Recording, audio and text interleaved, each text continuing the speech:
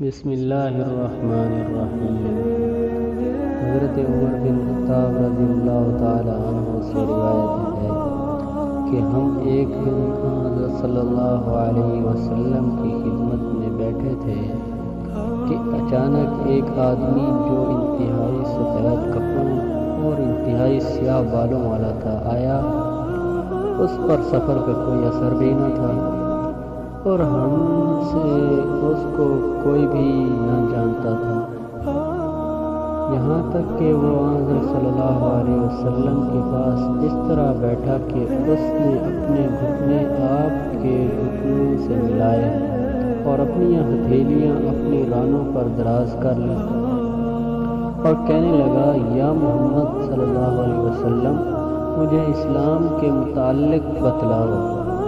چنانچہ رسول صلی اللہ علیہ وسلم نے ارشاد فرمایا، اسلام یہ ہے کہ تو لا الہ الا اللہ محمد رسول اللہ کی گواہی دے اور نماز کو قائم کرے اور زکوٰۃ ادا کرے اور رمضان کے روزے رکھے اور بشرط استطاعت بیت اللہ شریف کا حج کرے۔ اس نے یہ سن کر کہا کہ آپ نے سچ کہا۔ ہم نے تعجب کیا کہ خود ہی سوال کر رہا ہے اور خود ہی تصدیق کر رہا ہے۔ پھر اس نے کہا، مجھے ایمان کے متعلق بتلاؤ۔ آپ صلی اللہ علیہ وسلم نے فرمایا، تو اللہ پر ایمان لائے اور اس کے فرشتوں اور کتابوں اور رسولوں اور آخرت کے دن پر ایمان لائے اور اچھی بری تقدیر پر ایمان لائے۔ اس نے کہا، تم نے سچ کہا۔ پھر اس نے کہا، مجھے احسان کے بارے میں بتلاؤ۔ آپ صلی اللہ علیہ وسلم نے فرمایا، تم اللہ تعالیٰ کی عبادت اس طرح کرو گویا کہ تم اس کو دیکھ رہے ہو، اگرچہ تم اس کو واقعی میں دیکھ رہے ہو، وہ تو تمہیں دیکھ رہا ہے۔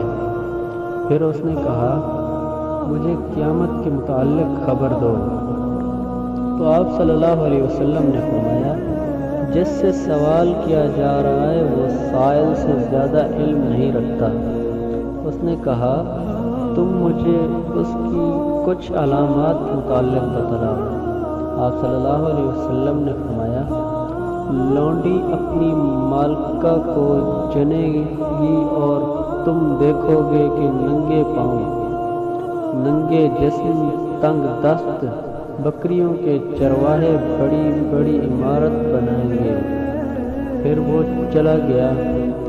میں کچھ دن ٹھہرا رہا۔ پھر آپ صلی اللہ علیہ وسلم نے ایک دن فرمایا، اے عمر، کیا تمہیں معلوم ہے کہ سائل کون تھا؟ میں نے کہا، اللہ اور اس کے رسول کو زیادہ علم ہے۔